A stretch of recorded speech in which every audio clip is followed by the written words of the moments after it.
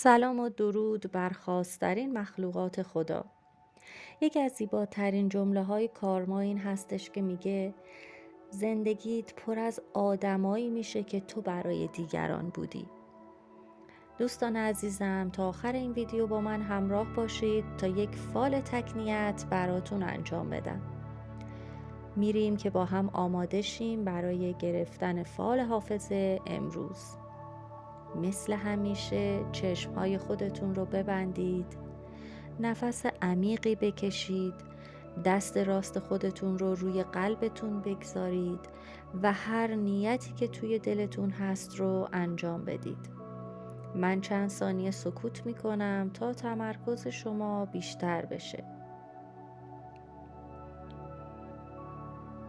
بسیار خوب دوستان، به سراغ دیوان میریم و من غزل و تفسیرش رو براتون میخونم.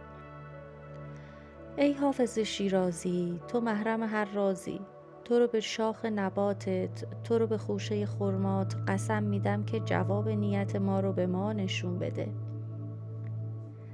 غزل شماره 116 از دیوان.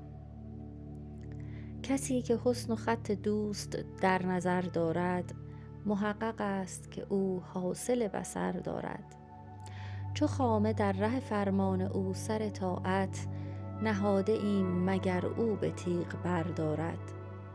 کسی به وصل تو چون شمع یافت پروانه، که زیر تیغ تو هر دم سری دگر دارد. به پای بوس تو دست کسی رسید که او، چو آستانه بدین در همیشه سر دارد. ز زهد خشک ملولم کجاست باده ناب، که بوی باده مدامم دماغ تر دارد. ز باده هیچت اگر نیست این نه بس که تو را، دمی ز وسوسه عقل بی خبر دارد. کسی که از ره تقوا قدم برون ننهاد، به عزم میکده اکنون ره سفر دارد. دل شکسته حافظ به خاک خواهد برد، چو لاله داغ هوایی که بر جگر دارد. تفسیر فال. پس از سالها دوباره قصد کردین که وارد رابطه احساسی بشید. باید بدونید که برای رسیدن به مقصود شکیبایی و پشتکار لازمه و از حوادث و مشکلاتی که سر راهتون قرار میگیره دلسرد نشین. کسی از شما راهنمایی میخواد، مراقب باشید که با آگاهی کامل او رو راهنمایی کنید. توی راهی که قدم بر میدارید دچار وسوسه نشید و قدم هاتون رو محکم بردارید. کارهاتون خیلی خوب و در زمان درستش پیش میره. خرید در این زمان جایز نیست و بهتر انجامش ندید، اما فروش به نفع شماست. از کسی که راه دوره یک خبر خوب بهتون میرسه. نذری دارید که بهتر اون رو ادا کنید. بیماری هست که به لطف خدا شفا پیدا میکنه. سعی کنید برای یک بار هم که شده طبق خواسته های خودتون جلو برید و عمل کنید. از این شاخه به اون شاخه پریدن راه شما رو طولانی تر میکنه. بهتر تصمیم بگیرید و با پشتکار به اون عمل کنید. خب عزیزان، نوبت میرسه به فال تکنیت امروز. خیلی سریع نیت کنید تا من با فال چای در چند جمله کوتاه جوابتون رو بدم.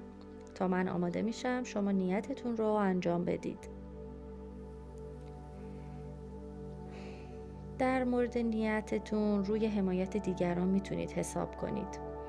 به امید خدا گشایش براتون افتاده. عزیزان دلم، نوبت میرسه به نکته خودشناسی امروز. اگر برای خودت ارزش قائل نباشی، کائنات کسانی رو در مسیرت قرار میدن که تحقیرت کنند تا زمانی که به ارزش خودت واقف بشی.